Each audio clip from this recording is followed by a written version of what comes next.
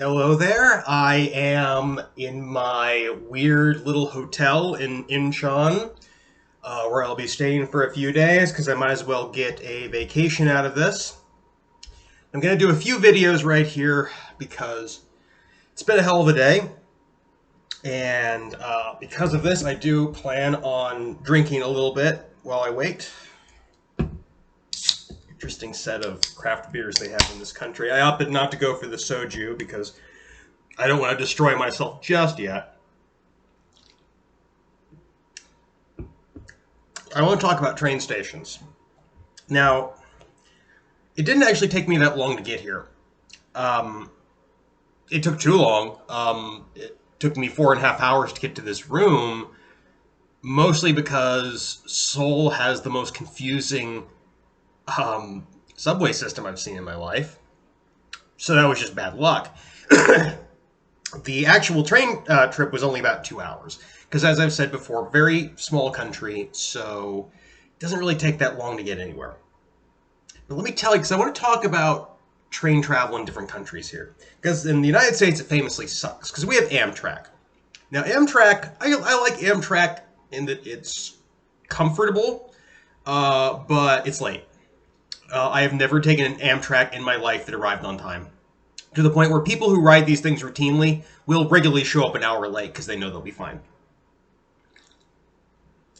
China, on the other hand, trains are ridiculously efficient. If a train says it's leaving at 4:07, it will go at 4:07 on the dot every single time. And I've been on a bunch of trains in that country, and that's always true.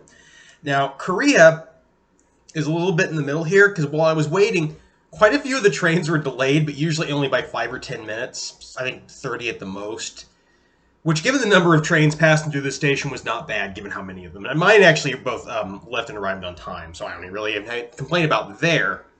I do have something to say about the way I got the tickets. So, pardon. In China, buying tickets in advance is strongly, strongly recommended.